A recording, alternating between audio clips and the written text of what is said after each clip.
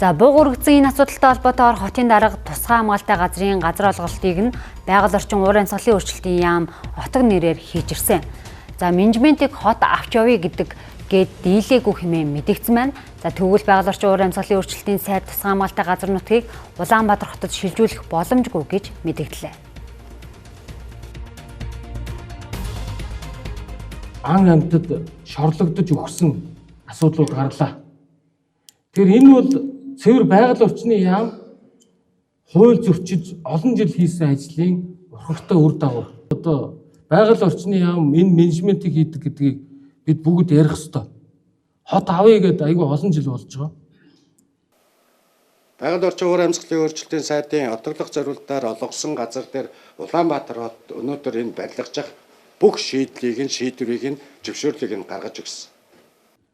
Энэ хаврын чуулганаар одоо тэр орж чадахгүй бах энэ байгаль орчны яамны байгааг харахад олон улсын өмнө хүлээсэн Монгол улсын нэгдэн орсон гэрээ конвенцийн хүрээнд Монгол улсын хуулиас давж үйлчлдэг хуулиараа тийм байгаа.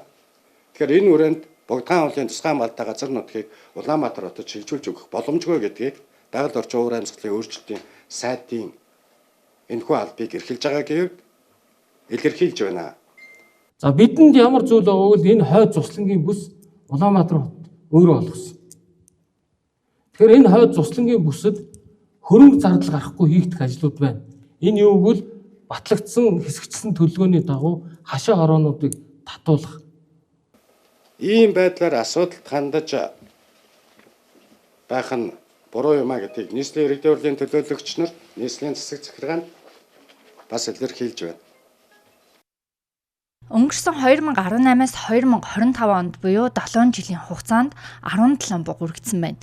Тэдний 2 нь Богдхан уулын бүсэд бол 15 нь Улаанбаатар хотын ногоон бүсэд үргэжжээ. Энэ нь асуудал зөвхөн тусгай хамгаалцтай газарт байгаа гэсэн үг биш гэдгийг салбарын сайд тодтоглоо. Мөн Богдхан уулын тусгай хамгаалцтай газар нутагт нийт 114 мянган иргэн амьдарч ажил хөдөлмөр эрхэлж байна. Тэдний эрх ашиг хууль эрх зүйн орчин тодорхой бус байсаар ирсэн. Үүнийг шийдвэрлэх зорилгоор тусгай хамгаалцтай газар нутгийн тухай хуулийн шинжилсэн төслийг боловсруулж хаврын чуулганаар өргөн барихаар төлөвлөжээ. Ингэснээр нэг талаас иргэдийн эрх ашигыг хамгаалж нөгөө талаас байгаль орчны тэнцвэр хадгалагдах боломж бүрдэнэ гэж үзэж байна.